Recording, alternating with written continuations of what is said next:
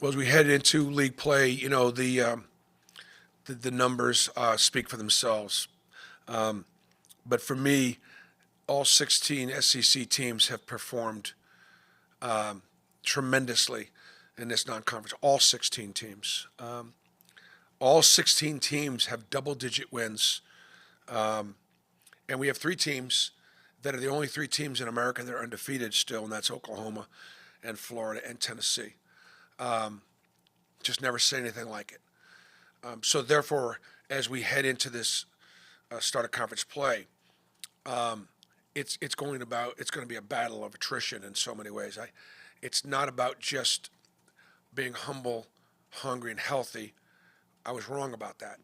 There's going to be so much losing that there'll be enough humility that nobody's going to have to worry about being humble.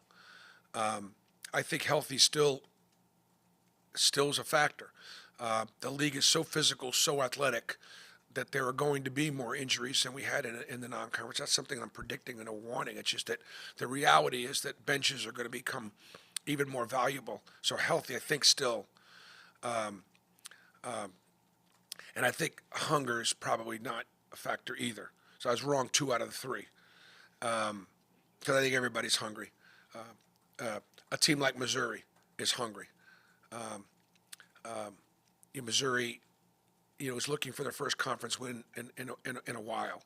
I want to tell you what, Dennis Gates' teams last year, I've in all my years of coaching, I have never seen a team that struggled to win in conference that played as hard and as well and as together as Dennis Gates' Missouri team did a year ago. They didn't quit. They played for 40 minutes. They played the right way, in spite of not having success. And to me, that's the mark of a great coach and a great program. So I tell you right now, they're coming in here hungry. And they should have a level of confidence. They beat Kansas when they were number 1. They beat a really good Cal team. They were lost to Illinois by 3, who beat Oregon by 30 last night.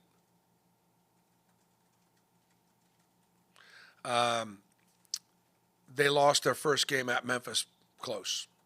It's a good team. Way better revamped roster. And they go to the foul line. They've shot let's just put it this way. They do a great job of drawing fouls. And they do a great job of driving to the basket and attacking closeouts. And so we've got to continue to do. One of the things that we've done better this year than we've done before is we are defending aggressively without fouling. There's a noticeable difference in us not bailing out our opponent and putting them on the line. That's going to be it's going to be challenged tomorrow because of how well Missouri shoots it from 2. They shoot 61% from 2. It's 9th in the country. They rank in field goal percentage. They're 10th in scoring at 88 points a game. They make 8.5 threes at 36% from 3.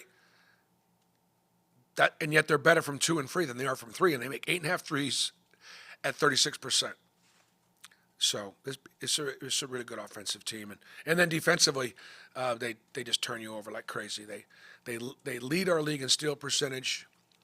They average over 10.5 steals a game, which by far leads our league. They turn people over 17 times. They create a lot of offense from their defense.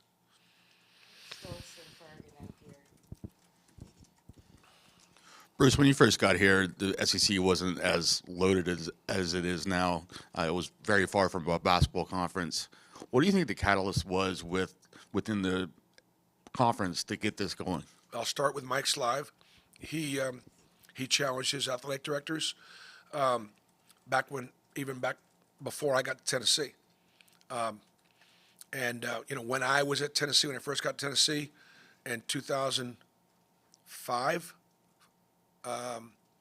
it was Billy Donovan in Florida. It was Kentucky, and maybe a couple of other schools. But it was almost like Duke and North Carolina and ACC and nobody else.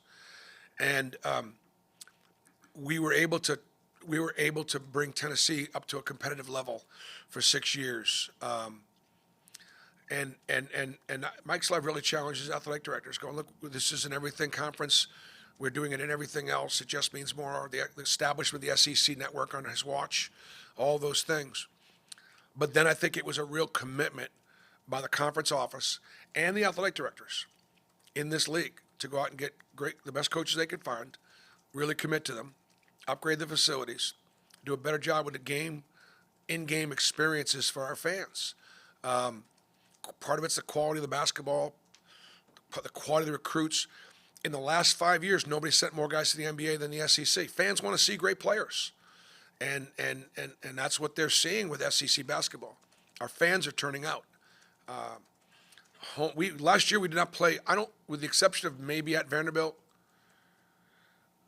I don't even know that we played a game that wasn't sold out. And so, Greg Sankey, Garth Glissman are now in leadership there, and those men are committed. Our supervisor official, Mike Eads, who's was a Final Four official, and has got great respect in the world of officiating. So when you have a top-notch supervisor officials, you have a guy like Garth Glissman who comes in from the NBA with a wealth of knowledge about game operations and provide great advice and counsel. On top of different things, the league office has always been staffed with really top-notch people in their fields. William King is incredible. He's the best at what he does on the legal side of things, and keeping Commissioner Sankey in front of everything involving NIL, all the rule changes. I mean, the SEC is the best conference in America for a reason, and basketball has just finally caught up.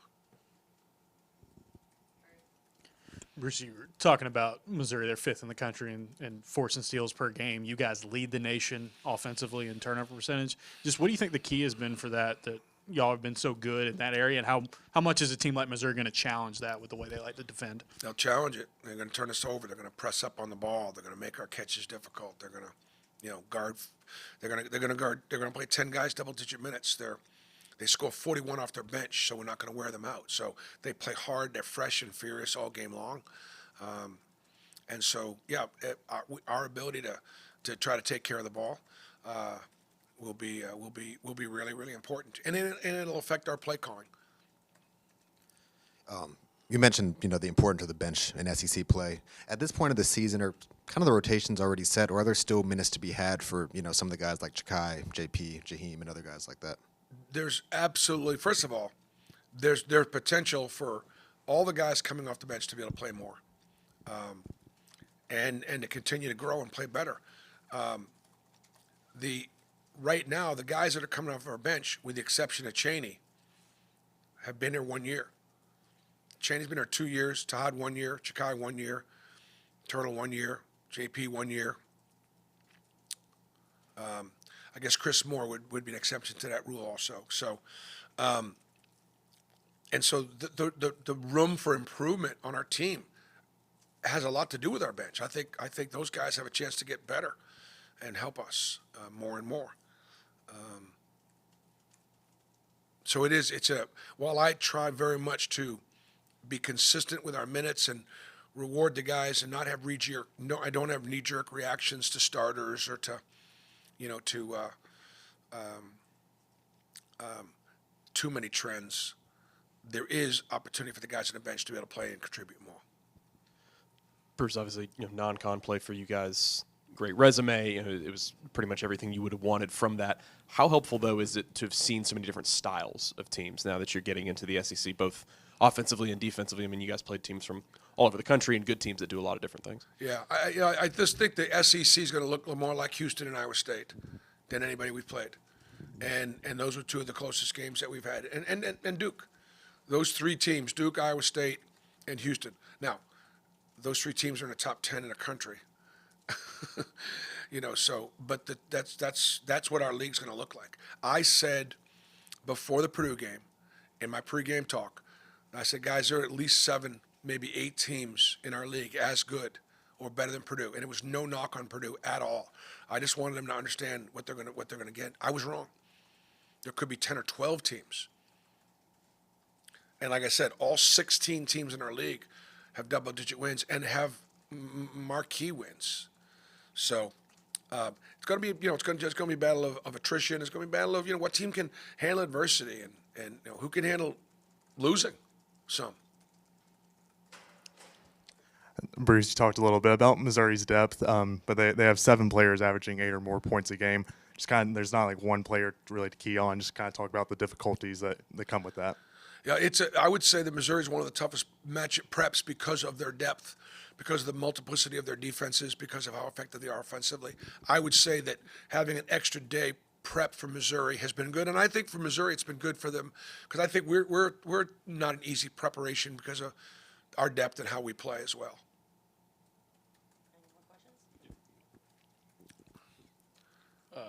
Mizzou also second in the country at getting to the foul line. I know that's something they always harp on with defense, defend without fouling, defend without fouling. You guys have been good at that this season, but what does Mizzou do to really get to the line as often as they do? Well, they drive it downhill. They initiate contact. They try to get it closer. They create a lot of contact, and you just have to referee the defense. And we're going to do everything we can to defend them as well as we can. And we're going to work really hard to not foul them. Jeff? No, Nathan? You're good? Okay. Thanks, Good. Okay. Thanks, guys.